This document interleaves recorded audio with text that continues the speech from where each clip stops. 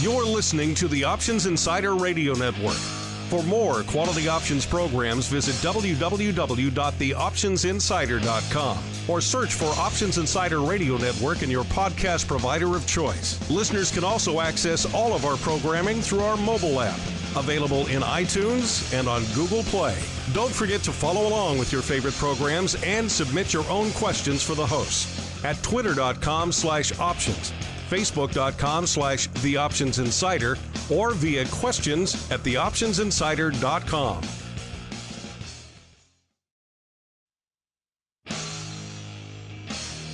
And now, it's time for the show that breaks down the options market.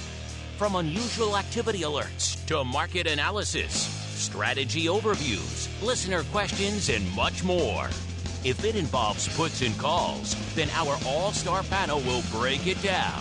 It's time to hit the Option Block with your host, Mark Longo from the Options Insider Media Group, and co-hosts Uncle Mike Tosaw from RCM Asset Management, Andrew the Rock Lobster Joe Venazzi from OptionFit.com, and Mark the Greasy Meatball Sebastian from OptionFit.com. The Option Block is brought to you by Fidelity Investments. Fidelity's Option Trade Builder tool can help you confidently build an options trade in 3 simple steps. Just choose a strategy, select a contract, and then review the benefits and risks of the trade. Learn more about Option Trade Builder at fidelity.com/options. Options trading entails significant risk and is not appropriate for all investors. Certain complex option strategies carry additional risk. Before trading options, contact Fidelity Investments by calling 800-544-5115 to receive a copy of the characteristics and risks of standardized options. Fidelity Brokerage Services, LLC, member NYSE SIPC. And now, get ready to hit the Option Block.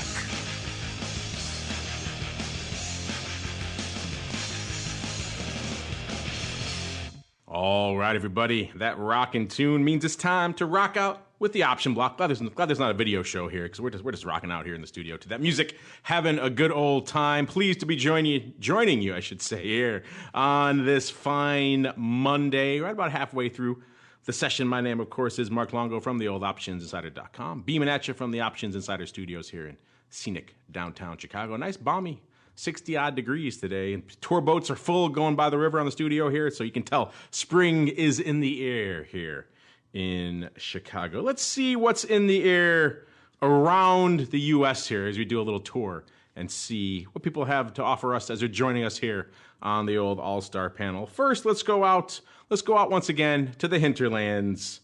Who knows what the weather is like? Who knows what it's like there on the fringes of society, a.k.a. the coast of Maine, where we are joined by the Rock Lobster himself, Mr. Andrew Giovinazzi, who I do hear, a little birdie is telling me, will be joining me down on the stage at the Options Industry Conference in a couple of weeks, sir. So welcome to the big dance, sir.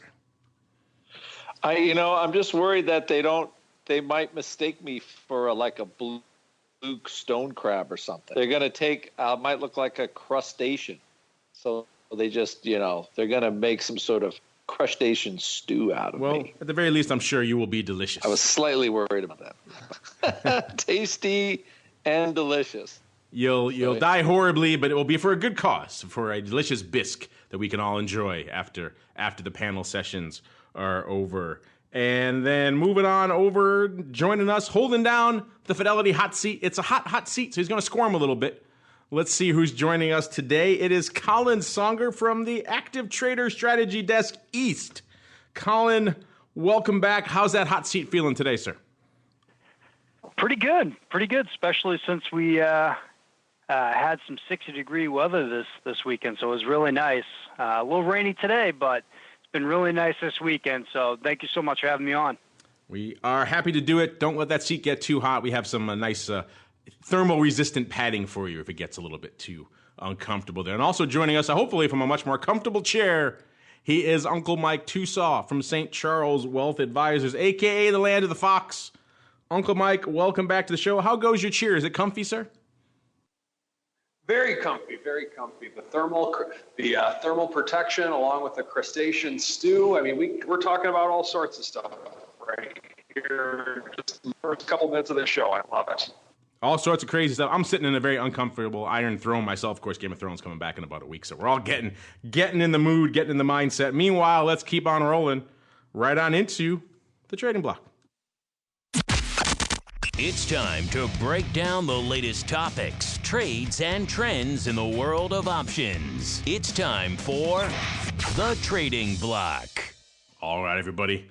Let's get to it. Time for the old block of trading, a.k.a. the trading block. Let's see what's lighting up our collective tapes today. Coming into showtime, we're seeing the markets pretty much in the red, but not a crazy, 1-2% sell-off day, nothing like that.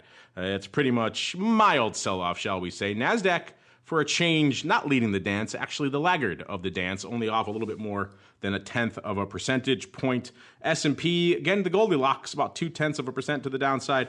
And the old school Dow, off about 0.5%, so leading the charge to the downside. We're seeing a bunch of the names having some red on the screen today. Tesla off about 4 handles, right around the 270 level. Disney actually up a little bit, 115 out there as well. Good old Apple, a.k.a. the fruit company, flirting with that 200 level. 199.12, up about $2 and change.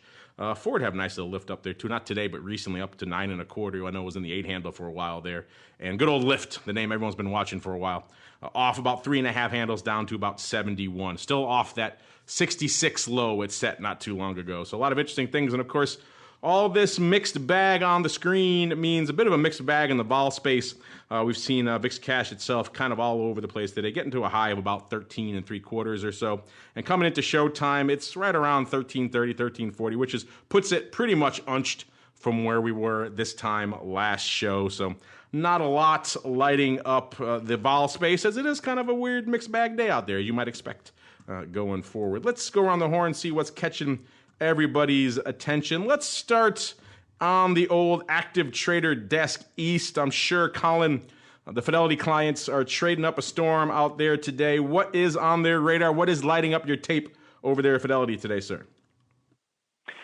Yeah, so Boeing has really caught the interest of some of our Fidelity customers. That's taking that top spot. Interesting enough, we actually had the usual suspects outside of Apple really didn't crack the top 5 for us. So Boeing leading the way, and this is based off them cutting production. So they're down about 4.5%. The price themselves really kind of pushing against that 20-day simple moving average, really struggling with that. And it's also below that 50-day simple moving average, the 20-day, used as a proxy for short-term trends, usually. And that 50 days is used as a proxy for intermediate, but it's still maintaining above that 200-day moving average, which is a proxy used for long-term trends. Also, interesting enough is that the calls and puts on our option statistics windows is almost flat, almost as much call volume, just slightly more call volume than put volume, but relatively flat, even with Boeing down 4.5%. Another interesting one was the next spot was GE. This is based off of analysts downgrading. JP Morgan actually downgraded to underweight, and it's taken a little bit of a hit at 7.5% down. So GE right now is below, the price is below all 3 of those moving averages right now. When we take a look at the option statistics window, we're seeing that there's a lot more put volume compared to call volume at 1.8 for every 1 call that's traded. So a lot more put volume going through, which would make sense. We're seeing it down 7.5. And then InBev. This is an interesting one where the New Age Beverages Corporation, interesting enough, announced that they're an expansion of their distribution to Walmart. So they're up about 22% right now, trading at 5.84. Right now pushing against that 50-day moving average, and it's pushed above its 20-day and 200-day moving averages. So interesting enough, the option statistics windows right now showing 2 3/4 calls per one put. So a lot of call volume compared to the puts, with about 32,000 calls being traded against 11,000 puts. And last but not least, we have Roku. So Fidelity Customers showing some interest in Roku, which is down 6.5%. So price sitting on that 50-day moving average. It's below the 20, but it's still above the 200-day moving average. And we're also seeing about 1.1 call traded for every one put. So about 40,000 calls traded against 37 puts. Interesting enough, to say the least, especially with it being down, looking at 6.5% on Roku. So that's right now currently what some of our Fidelity customers have taken interest in here at Fidelity. And we like to hear those where the little pockets of liquidity are popping up. I was just checking myself while you were mentioning Boeing to see what's going on in the broad market, to see if that's pretty much keeping a pace. And it pretty much is. And looking at the volume right now, it's about 177,000 contracts open or trading, I should say, for Boeing today. I don't know where that puts it in the top 10. I'm going to assume it's in there, but I don't know where. And it's about roughly 50, probably about 55 to 45 or so. It's about 92,000 on the call side, about 85,000 on the put side. We always have a keen interest in Boeing here because we are literally right across the street from here. Our studios are right across the street from the Boeing headquarters here, so we can have a nice inside, or I should say outside, but direct view to them. We like their cafeteria. We eat over there all the time, right across the street. And ever since this scandal broke, we've been keeping our little eye out there for the caravan of big black SUVs that pulls up whenever there's a crisis. And we've seen a few of those over the last few weeks out there, as things have been not exactly rosy for the Boeing folks, and that news continued to be reflected today. Mr. Rock Lobster, let's toss to you next, sir. What's going on out there as you're having nightmares of being turned into a delicious biscuit at the OIC conference? Exactly. They're going to cook all crustaceans from the cold Northeast. You might be safe because I think they only want two-eyed crustaceans. I think you're good. Exactly. It's snowing. We're going to get 5 inches of snow today. That sounds like the hinterlands of Maine to me. Every time I keep thinking I'm not in the hinterlands of Maine, yet somehow nature reminds me otherwise. So besides the cool vol panel that I guess I'll be on, also, as far as vol goes, not super exciting. Actually, we spent a little time in the chat room looking at low volatility strangles in a lot of the tech. Crazy low prices out to July and August for stuff that I was actually quite shocked at how cheap it was. So that looked pretty good. So names like Cisco, MU, just stuff that could ride the 5G wave was one of that's the best thing about having our chat room. We have a lot of smart people with ideas. So somebody has an idea, then we kind of run with it, then we make a trade out of it. And right now, to be honest, most of the stuff is like long term, low vol. My favorite line is options lovable market. And you have low vol, high potential gamma. And you just ride the bad boys. Prices for stuff you wouldn't have believed a few months ago are happening now. So that was the most exciting. As far as VIX goes, until the trade thing kind of gets settled, the good news can get it down to what, like 12.5 maybe? I think that's probably about as low as the 30-day will go. It might go a little lower, but doubtful. Because after all, we do have our single-digit vol president. So anything can change at a moment's notice. But the market is mostly discounting everything except for news on the trade issues. So it seems like the Fed speak is worked out in the short term. Earnings are going to start flowing on Friday. I don't see a lot of movement, so that vol is just going to kind of hang probably for the week, unless we get some kind of announcement. But the future premium curve is starting to steepen a little bit again. Not a ton, but it's still relatively flat in the back. So that to me is still like a little bit of confusion as far as longer term vol. There's no real bid for it, as we have seen in the past.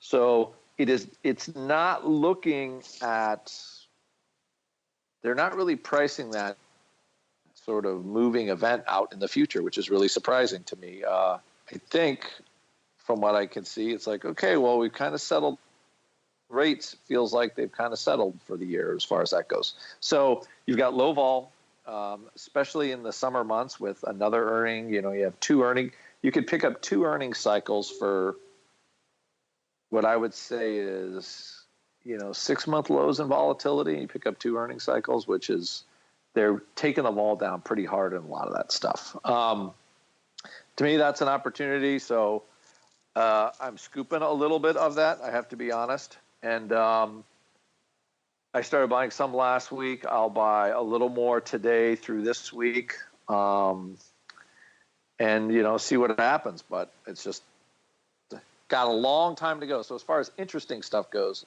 I think that is the most interesting of the interesting. Interesting indeed, sir. Let's see what else is interesting out there really quick. I touched on the top 10, right? Boeing, where they'll fall in the top 10. Looking at the most actives right now. Coming into a little bit through the show here, we're seeing number 10 actually is NVIDIA. With about, what do we got? 89,000, almost 90,000 contracts. Number 9, Amazon, 90,000. Number 8, good old BABA, 108,000. Number 7, Snap back on the list there, 153,000. Number 6, AMD, $1.59. Number 5, good old Tesla, with 170,000. Number 3, Boeing. I always look at that really quickly and think Bank of America, but no, that is Boeing. BAC, of course, is Bank of America. BA, Boeing. 178,000 there. Again, we mentioned before, roughly half, almost exactly, to calls and puts. So no real direction to the flow there. Number 2, good old telephone, aka AT&T, with 295,000. They are going ex-div though, so some of that volume probably a little bit distortive there with some div plays. Number 2, Apple, 385,000. 2/3 of that come on the call side of the fence. Number 1, as Colin alluded to earlier, GE, lighting up the tape today, 474,000 contracts. 65% of that coming on the put side of the fence. In fact, they're up there with Snap. Snap is 78% biased to the calls, then followed by GE, 65% to the puts, and then BABA with 65% to the calls. So interesting biases we're seeing going on. And NVIDIA also at 71% to the calls. In terms of the large indices out there, let's see. We've got VIX at about 408,000 coming into showtime. SPY about 950,000 coming into showtime. ADV about 2.7 million out there. VIX about 560,000. So both of them decent volume out there. SPX about 570,000. ADV a little bit north of 1 million. The Qs a little bit north of 200,000. Their ADV about 750,000. And IWM about 130,000. And the ADV about 315,000. All that a long way around to saying, Uncle Mike, sir, what is cooking in the land of St. Charles? The land of St. Charles, all sorts of things cooking. A couple things. We caught a little bit of a bid today on silver, so I think it's just kind of one of those things where it's been sitting there for a while, and silver traders thought, might as well buy it. I'm sure that's exactly what happened. We had that. A couple other things that are going on. Apple's making another run at 200, of course. The high of the day so far is 199.5, so we'll see if they can get over the 200 mark. All in all, though, I think what's happening right now, or in terms of what's lighting up my tape or what I'm looking at, we're stalling out a little bit on this very powerful rally with which we've had over the course of the last week and a half. And so I think what's might not be a bad idea, and I'll talk about this a little bit more on the strategy block today, is maybe readjusting your positions a little bit, taking some things off the table if you've been bullish and have been making some money. Because I think that we're still, I think we might be in a little bit of a sideways, we might be starting a little bit of a sideways pattern. And by a little bit, it might be 2 days, it might be 2 weeks, who knows? But on there, we've had quite a run over the course of the last week and a half. Now, from what I'm seeing, the main point of resistance right now on the S&P, or at least on SPY, would be 293.94, which would be the all-time high, which we put in last fall. And we're roughly $6 away from that. Well, maybe a little bit, just under $6 away from that approximately. And so I think that just with such a huge sell-off that we had later in last fall, and then how buyers came in January, I'm pretty bullish, but for the time being, when we have such a run like what we've had, I think it's pretty important to really be a risk manager more than a technician. The other thing of note, a couple of them actually listened to this show. I'm actually starting to get emails from clients now asking to be more aggressive. And whenever that happens, I don't really use this as an indicator, but just as kind of a side note, whenever I start getting emails like that or requests like that, it's typically not a good sign for the bulls, at least in the near term. But just an FYI. The Uncle Mike inverse indicator, contrarian indicator out there. We'll see how that plays out going forward. Speaking of how things played out, let's look back really quickly at how things played out for the month of March from an overall options perspective. Remember, it's been an ongoing topic of conversation here on the show. Is 2019 going to shape up, going to meet up, going to match 2018's record volume? So far, the answer 3 months in is no. Volume was down 7% in March year over year. So once again, not hitting those numbers. Hit about 412 million contracts, 7% down from March of 2018. Year to date, ADV is about 19.5 million. That's down 15% from last year's level. Let's drill down a little bit more. We got obviously listed options volume, 405 million, which is about down 6.6% from last year's number. Drill down a little bit farther. Equity options, 365.5 million contracts. That's down about 5% from March of last year. Drill down a little bit further. Cleared ETF options, 148.5 million contracts. That's down 18% from March of last year. Index options, that's been a black mark for a while now. Let's see how bad it was this time. Index options volume down, only a paltry 19.5. It was close to 50, I believe, last month. So 19.5 to nearly 40 million contracts in March. And futures to about 6.5 million contracts in March. That's down 27% from March of last year. Remember, they are taking, I should say, the Bitcoin futures off the books. They clear the SIBO one, not the CME one. The CME one's doing all the volume. SIBO not so much, hence they're pretty much effective delisting of that going forward. So we're not going to see the Bitcoin futures listed in there anymore for whatever bump they provided, which was pretty negligible. And we all know what's going on with VIX futures. Haven't exactly been blowing the doors off since the death of XIV. Looking ahead really quickly here, not a lot of earnings on the docket, but there are a few because we are getting back into that time of the year again. The earnings season kind of kicking off again. In the meantime, though, let's see what's on our collective radars as we head on into the Odd Block.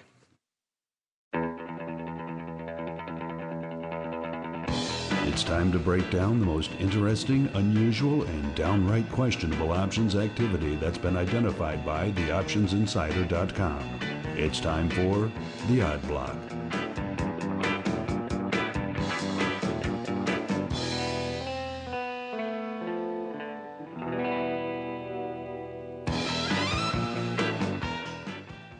All right, everybody, welcome to the weird, wild, wonderful Odd Block. Mr. Rock Lobster, before we get going, Colin got me thinking because he mentioned Tesla, all the various downgrades that are going on today. He mentioned Jefferies cutting their now absurd price target from 450 down to 400, even though the stock is 100 and handles and change below that at this point.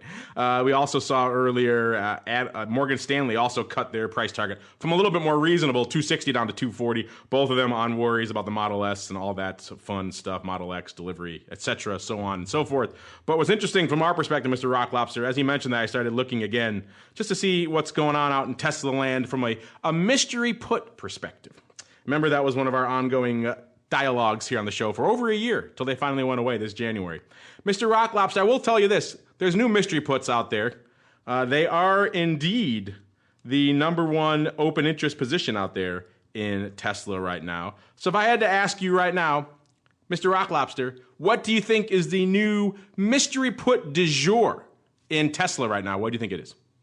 I want to cheat and look, but I want to guess. But I'm not going to cheat. So I'm going to say the Jan 2020 par puts. You would say that, and that would be a reasonable guess given everything we know about Tesla. Right? That probably is where my mind would jump to, right? And yet, no. The answer is actually the April par puts. Number one open position right now, nearly 60,000 of those open right now, and 10,000 more traded on Friday for 3 cents. Someone gobbled up 2019. Yes, going out in a couple of weeks here. So there's nearly 60,000 contracts open on that strike. 10,000 more opened on Friday, lifting offers for 3 and 3.5 cents. So yeah, and then be followed hot on its heels by 50,000 of the AAPL puts, even a bridge further. So people out there clearly thinking Tesla's gone in a couple of weeks, by April expiration, sir. It's done. Then number 3 is the lowly Jan 20 par puts, Jan 2020 par puts, with a mere 37,000, Mr. Rock. That's far down on the list. But it is a slew Those of are puts. too expensive. Yes, They're are. like $5 almost. Yeah. Well, they're past his prologue, right? Everyone saw the love for those last time, so they're going to juice them up again. If you get all out to number 5, it's the Jan 10 puts. Back to the 10 strike again. These are so near term. I don't know if they even qualify as mystery or just absurd. Either way, that wasn't one of our planned topics for the odd block, but it kind of just caught my eye. I blame Colin for derailing me into Tesla. Whenever you mention Tesla, it's always fun to be had. Speaking of fun, Mr. Rock Lobster, let's get to it. Let's kick it off. A name we haven't talked about in a little while. Good old BP. They have the exploding oil wells and all sorts of fun stuff going. Not so much lately. That's an old story, but still. One that springs to mind whenever you see this ticker. Of course, ticker symbol BP. Trading today right around 45.30 or so. Up about, not quite a buck, but not a bad day for them. Up nearly 2%. This is the name that over the past year has had a decent range down to about 36 bucks. That was in the nadir, like everything else, around Christmas Eve. And then a high, looks like, threatened it a couple of times, around 47 to 48 in October, and again, very briefly, in May of last year. And a year ago, it was trading, looks like about 41 and change. So up from where it was a year ago, had a nice little range, now kind of right in the middle to upper band of that 52-week range. Let's see what our client, our listener, our victim today was trading. Oh, it was called upside calls, and they're loving them. Buying 10,004. I love the numbers sometimes. 10,004 of the June 48s for a quarter, lifting the offer. These are pretty tight, 24 and a quarter. So someone probably parked a 24-cent bid in there, and then they went up to gobble up all they could get at a quarter. This is opening paper. Earnings are on the 30th of April, so clearly some earnings between now and then. So Mr. Rock Lobster, we're near the upper band of the 52-week range. The 52-week range tops out right around that 47 to 48 level anyway. And then someone's coming in here today and saying, I'm going to pay a quarter 10,004 times that we're going to hit that 48 and do it by April, or excuse me, June. What do you think? I'm guessing these aren't high on the savvy scale. I don't think they're high on the savvy scale. However, I think they're reasonable as far as buying some upside calls. Like, have you noticed that oil's kind of crept to a 3-month high? I have noticed because I do a show every week called This Week in Futures Options, where crude oil is a big talking point. Oh, dear. So You and all your shows. I can't miss it. I had my big ta-da moment, and you just slapped it down like pooped all over redheaded it, as the kids stepchild. Yes. Oh, you crushed me. Anyway, I'm not usually a fan of buying out of the money calls in slow-moving stocks. I think this has the whiff of potential about it. It has the whiff. I think you get a little more generous in your old age, because I noticed in the last month or so, all of a sudden you're far more agreeable with upside call buys than you used to be. This is one where it's not exactly a momentum name. It's kind of at the upper bound of that range. It's some time, but not a ton of time. And it's a fairly meaty buy, and you're liking it. Like the one you liked last week too. I don't know, you're getting a little soft out there in the hinterlands. May need to firm you up when I see you down in Florida next time. Toughen you up a bit. The problem is VIX gets to the 12s, and I get my little vol buying sense gets a little. It gets a Twitter. I see. So you're just in buy-in mode. So anyone who's buying out there right now, you're a fan of. That's what you're saying? So you're saying Don Schlesinger will be emailing you right after the show. So look forward to that. He will be emailing me after the show, but I think Don would say there are times to sell and times not to sell. And I think he would probably be on this is a time not to sell. He probably would be leaning that way. I agree. But I'm guessing. Advocating outright for buying, that is heresy in his book, sir. Let's keep on rolling before you get in more trouble. Let's get low, sir. Let's get low with a little bit of lows. Ticker symbol LOW, LOW. Trading today 115.60, up about 60 cents or about 0.5%. This is the one that, let's see, over the past years, it's had quite a little journey. A year ago, it was trading 85.25. And then it gapped all the way up to about 117. So not that far from where it is right now. That was kind of the high back in September. Then it sold off aggressively again. You can probably guess when that happened. And then it's kind of been on rally-ho trajectory ever since. So now we're back up there flirting with those 52-week highs. Let's see what we saw out here today. Two interesting prints. Actually, 4 total, but 2. Looks like 2 related trades. They weren't marked as spread. So you got to take them with a bit of a grain of salt. But our savvy, having done this for a while, it looks like a duck and quacks like a duck. It's probably a duck. You got big prints going up right around the same time of each other with a similar, almost exact size. In one case, it was the exact size.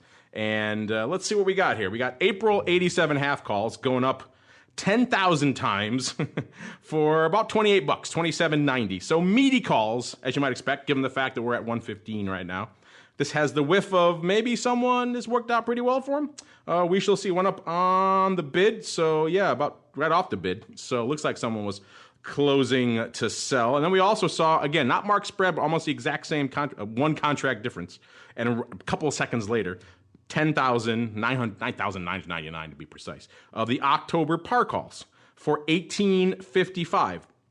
And those are on the offer. So opening on the offer 10,000 times roughly. Then we saw a couple hours later, same trade go up again. We saw 9,936 of the 87 halves going up on the bid again, and then turning around and seeing 9,936 of the par calls going up a couple of seconds later for, again, right off the offer a little bit this time. Again, the exact same quantity, opening yet again. So, Mr. Rock Lobster, this has all the whiff of someone coming along and having some, I'll have to go dig. I haven't had a chance to dig to see when those April 87 halves were opened.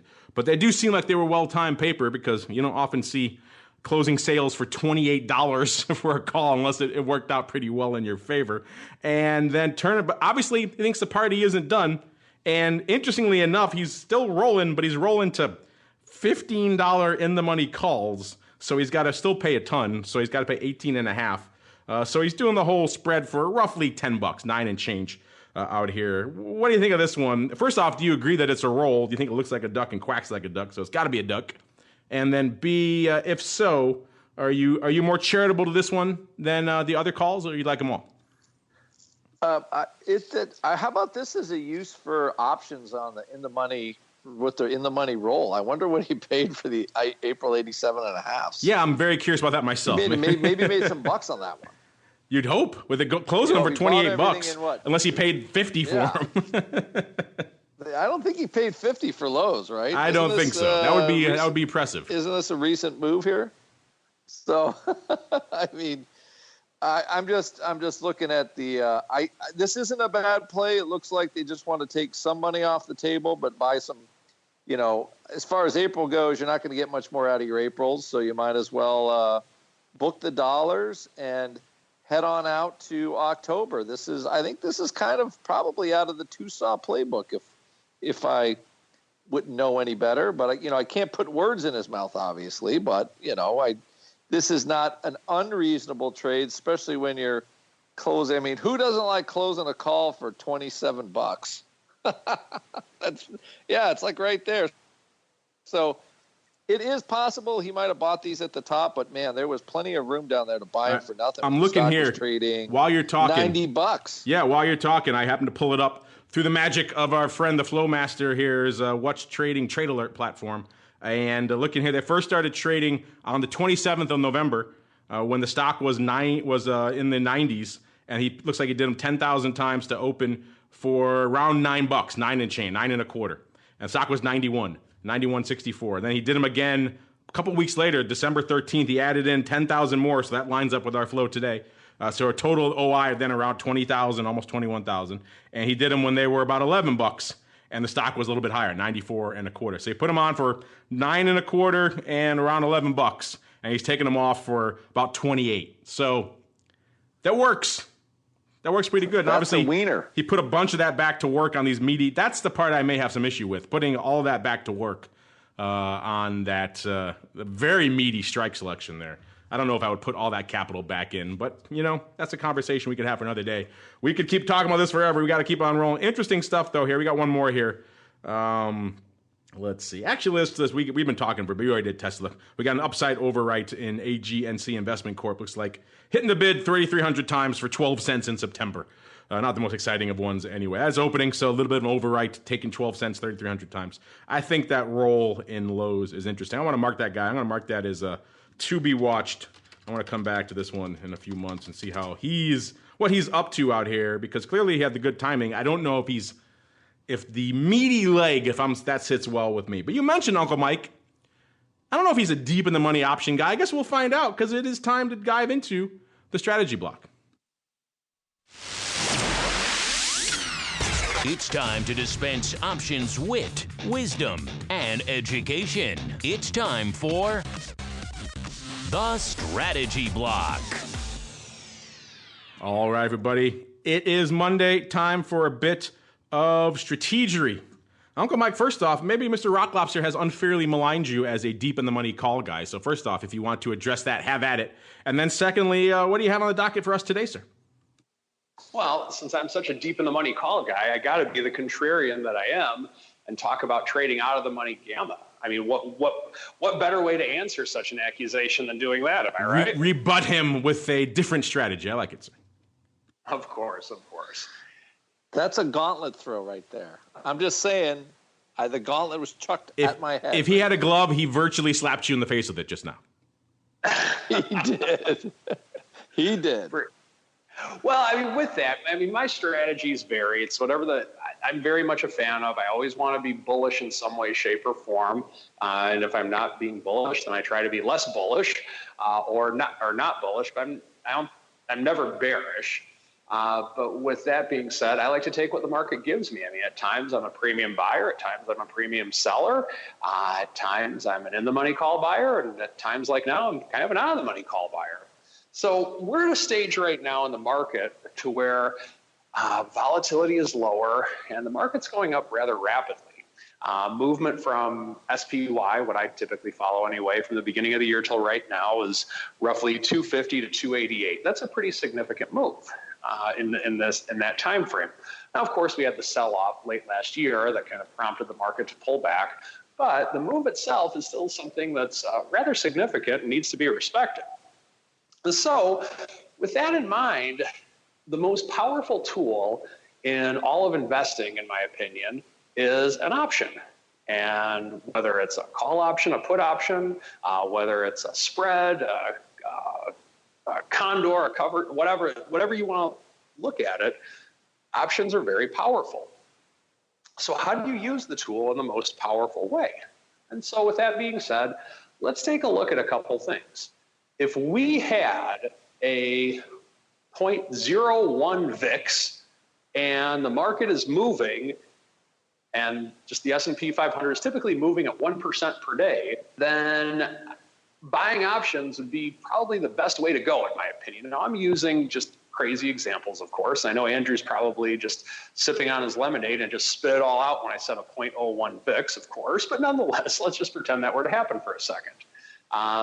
If, let's say, the market were moving on average 1% a day, and we had an 80 VIX and something along those lines, then I think probably the better way to go, in theory, would be to be more of an option seller. Now, of course, the market's always going to be somewhere in the middle of those, and I shouldn't say always. It's typically going to be somewhere in the middle of those two extremes, just because of the fact that that's where we live. And so with that being said, what I'm doing right now in terms of strategy is I'm actually buying out-of-the-money calls and trying to trade gamma on the out-of-the-money calls with which I'm buying. Now, here's why. Let's go back to the beginning of the year. When we had that pretty significant pullback, I personally didn't feel comfortable selling call spreads selling out-of-the-money put spreads and verticals. And the reason for that is that if the market were to continue to go down at the pace with which it was going, then it probably would have been not a good idea if that were the case. You'd have to continue to manage risk. You'd have to do some things to where if you want to stay around in the business, then it probably wouldn't end well if it were to go against you. So with that being said, markets came up a little bit. And when markets came up, volatility came down, the traditional VIX market inverse relationship. And so I've been going to work buying out of the money calls. And with the VIX at the 13 level, where it is right now, I think it makes sense to do so in that, let's say that the market were to crash significantly. And if it were to just go down maybe 4 or 5% over the course of the next week or so. Well, the benefit of having an out-of-the-money call is that you don't have that much risk on the table. Now, if you put your whole account in an out-of-the-money call, that's not too smart. In fact, that would be pretty stupid, quite frankly. However, if you're taking a smaller portion of your account and you're putting it into an out-of-the-money call to where a 100% loss doesn't hurt you that badly, and the reason I say how could that be possible? Because you're taking a smaller amount of your account. If that's the case, then I think now might be a prudent time to do so if you have a bullish sentiment, if you're managing risk properly, and if it meets your objectives of your overall long-term goals. Now, here's why. The market's either going to go up, it's going to go down, or it's going to stay the same. The market goes down, well, most of your account should be in cash if you're doing what I'm describing, and it won't hurt too badly. Should the market stay the same, then yeah, you're going to get burned a little bit on the time decay. But typically what I like to do with this is maybe go 3 to 4 months out and then have an exit point from the standpoint of time. I don't like to go any more than 1 month to the end of expiration. So in other words, let's say I were to buy a 90-day call. I'm not going to be in that once we get to the 30-day mark, just due to time decay. And a lot of times even sooner than that. So that's kind of how I like to handle that risk. And yeah, you'll lose some time decay from 90 to 30 days, but not near as much as you typically will from 30 days to 0 days. Finally, what if the market goes up? How do you actually make money on this? Well, I like to make money by using the wonderful world of gamma. And what that means, gamma means that the price of the option will change when the delta of the option changes. So in other words, let's go over how this works very briefly. Of the factors of option pricing, what gamma does, gamma actually is in relation to strike price change. Now, wait a second, Mike, how on earth does a strike price change? Well, here's how. Let's say XYZ stock is at 50. The 50 call is, of course, at the money. XYZ goes down to 45. The 50 call is out of the money. XYZ goes to 55. The 50 call is in the money. That is how a strike price can change from being at the money, in the money, or out of the money. And what happens when that works is that you actually have gamma. So in other words, if you were to start with an out of the money option and the underlying goes your way, it's going to become an at the money option or closer to an at the money option. And that's gamma. And that is something that can increase rather rapidly if it happens quick enough. Now, what if it doesn't happen quick enough? There's a risk to every type of trade with which you do. If it doesn't happen quick enough, the theta monster is going to come get you. And what I mean by that is that time decay will eventually work its magic, and you will lose. However, how do you overcome things like that? Well, a couple ways. Number one, don't allow it to get to within 1 month.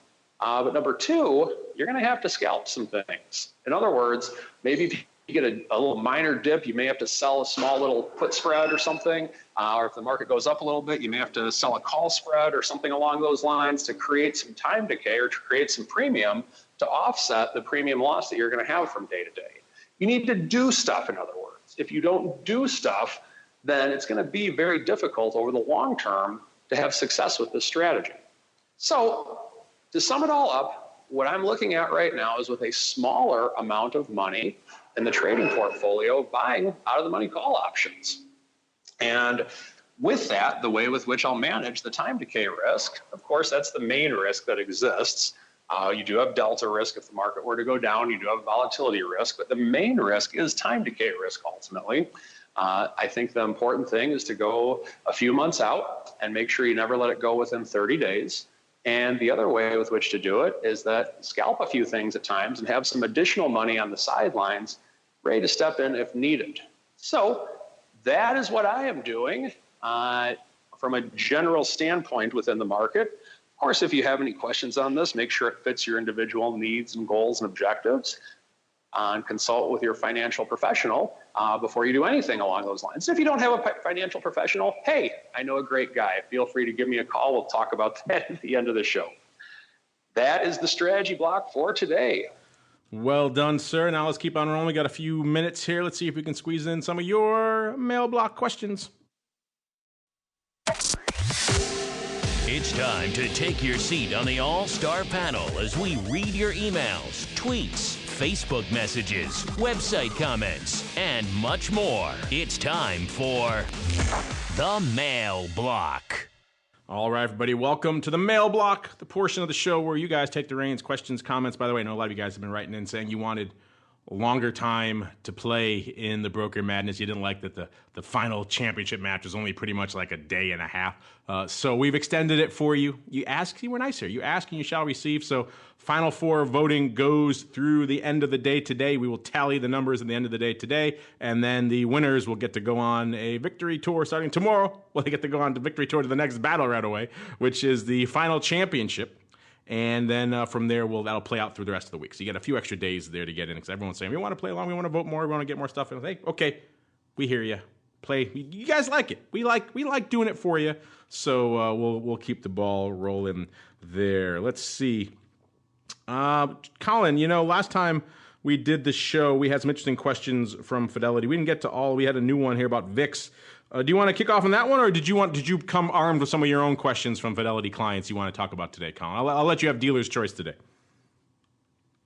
No, let's go ahead and hear what the questions are. The VIX. I think ready to go. Yeah, I think this was. I think Trey brought this one last week, and says a lot of people are asking him these days on the active trader strategy desk. What should I know before trading options on the VIX volatility products? We could do a whole show on that. In fact, we do. It's called Volatility Views every Friday, 1 p.m. Central, 2 p.m. Eastern right now. Check it out if you have many questions about the volatility complex. It is a very complicated area, pun intended. That said, Colin, if you want to kick us off, I'm sure you get questions like these a lot. I'm sure the primary one is, why doesn't it trade off the cash, right? Is that the number one question you guys still get off on VIX? By far. Absolutely by far. That's the number one question. And it really, like you said, it's probably one of the more complex things that a lot of, the traders that we speak to on the desk may come across and may not understand, is that when the VIX options are trading and someone's trading those VIX options, their expectation is that it's going to be priced based off of that cash index. But in reality, those VIX options, especially if they're going further out, a lot of times they have this idea that, look, if I go further out, if it does spike, I'm going to get that whole spike. Reality is that the VIX options are going to be based on the corresponding VIX future with that month. So as an example, if I'm trading a September VIX, the fluctuation of that VIX option is going to be based on the September VIX future. So as a trader, you want to be very mindful of that. When you're trading these VIX that, as you're alluding to, it's not based off that cash index.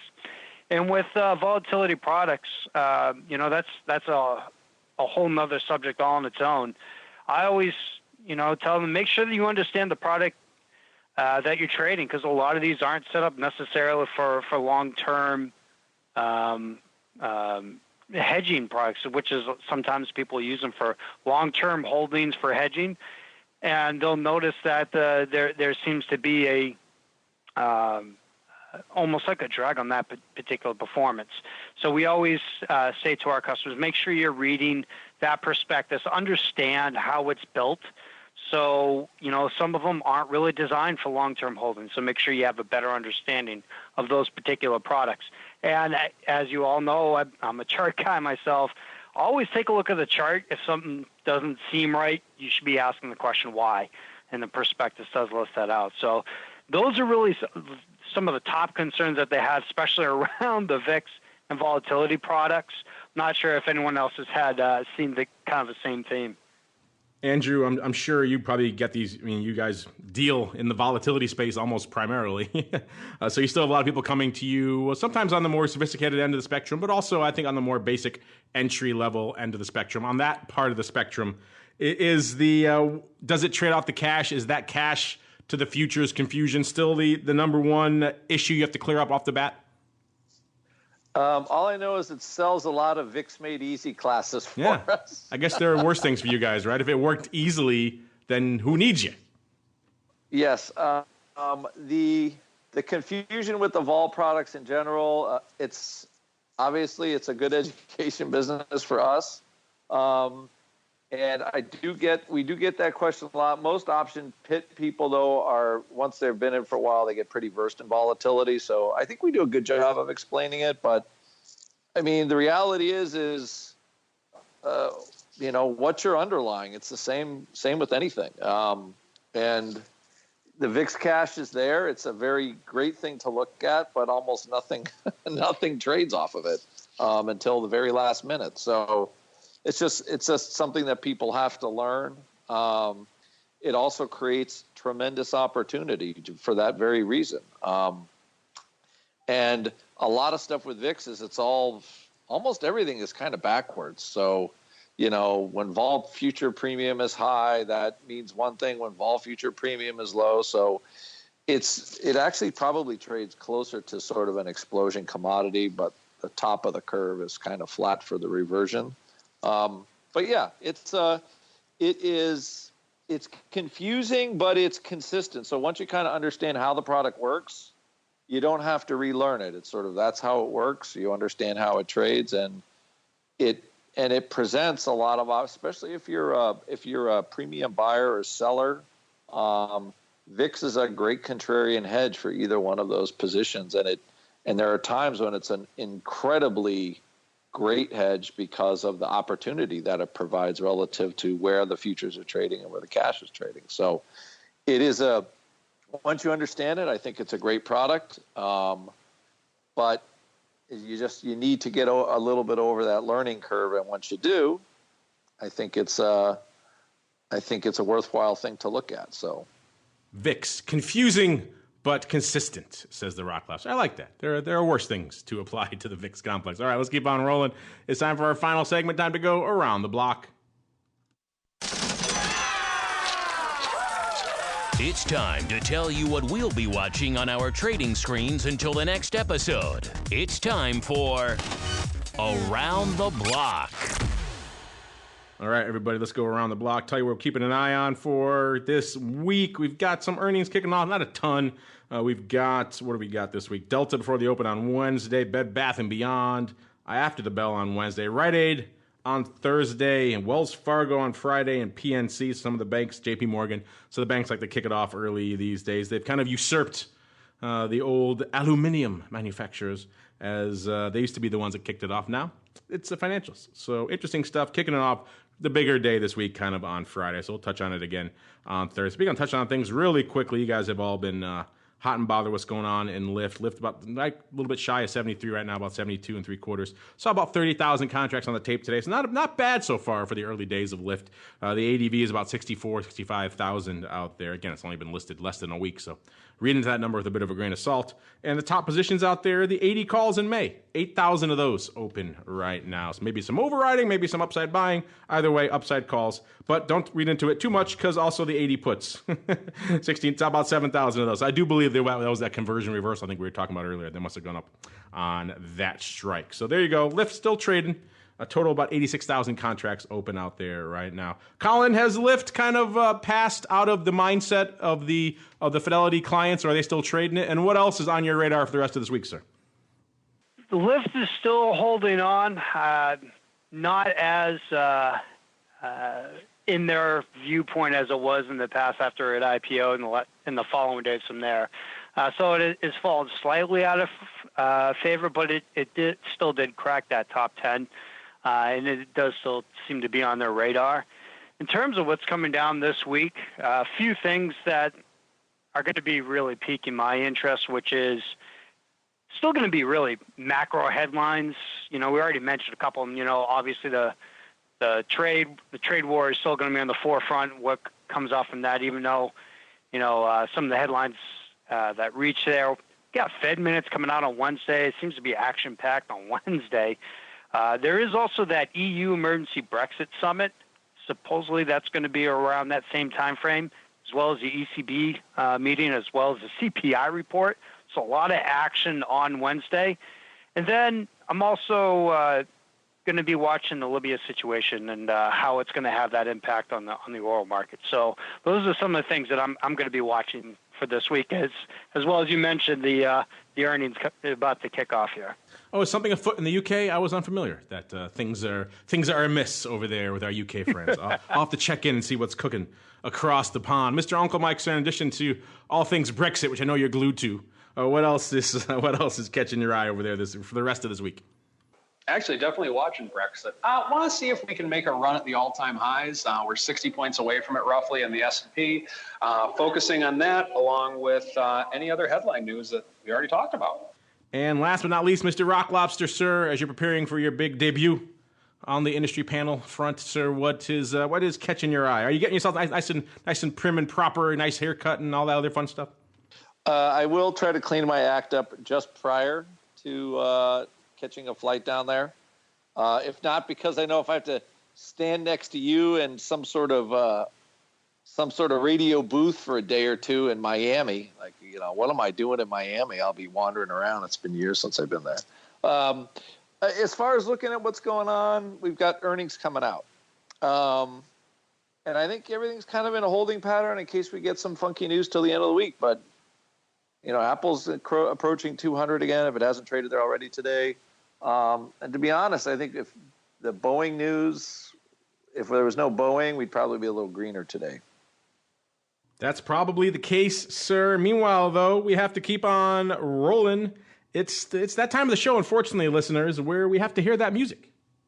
There it is. That music. A little slow there in the booth today. It's all right. We won't hold it against them.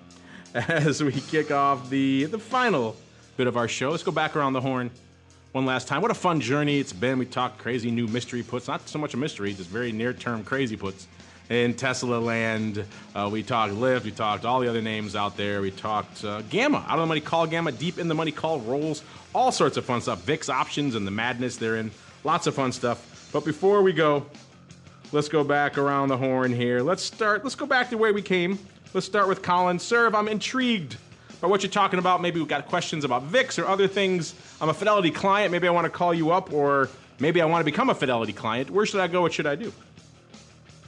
We have a spot on fidelity.com/options, which has an abundance of information where people can take a look at not only our options offering, but as well as some of the classes that we run. And as well, we're also here to be able to speak with any of the clients or prospects that are interested to speak with our desk.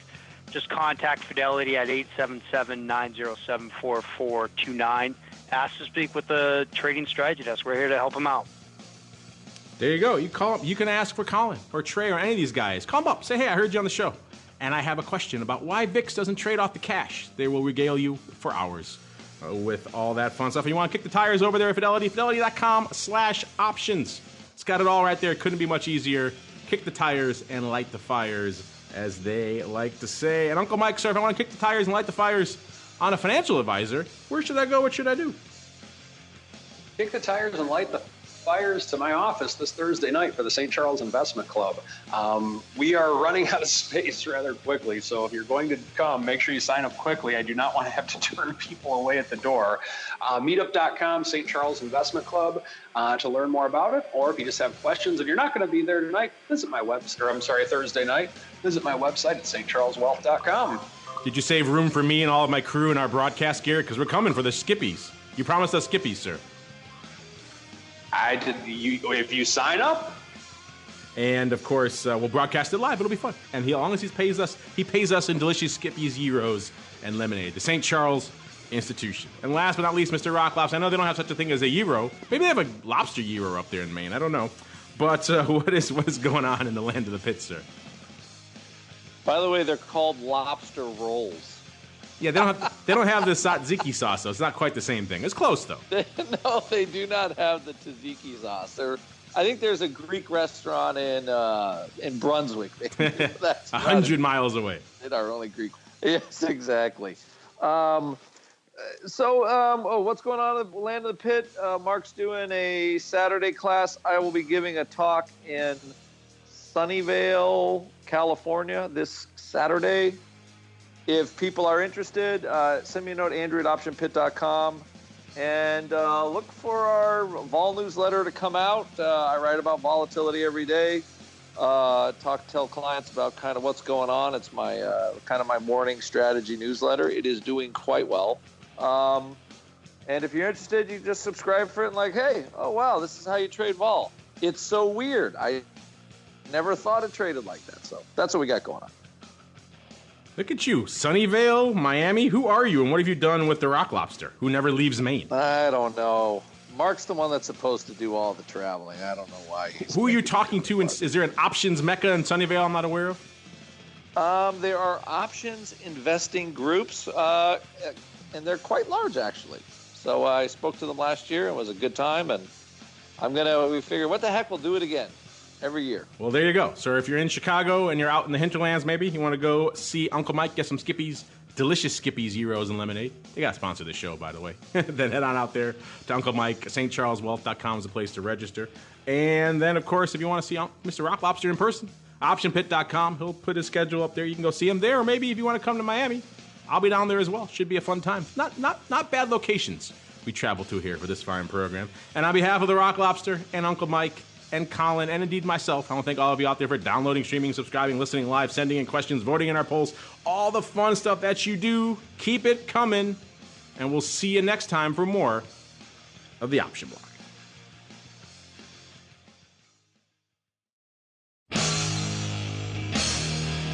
The preceding program was a production of the Options Insider Radio Network. For more quality options programs, visit www.theoptionsinsider.com or search for Options Insider Radio Network in your podcast provider of choice. Listeners can also access all of our programming through our mobile app, available in iTunes and on Google Play. Don't forget to follow along with your favorite programs and submit your own questions for the hosts at twitter.com/options, facebook.com/theoptionsinsider, or via questions at theoptionsinsider.com.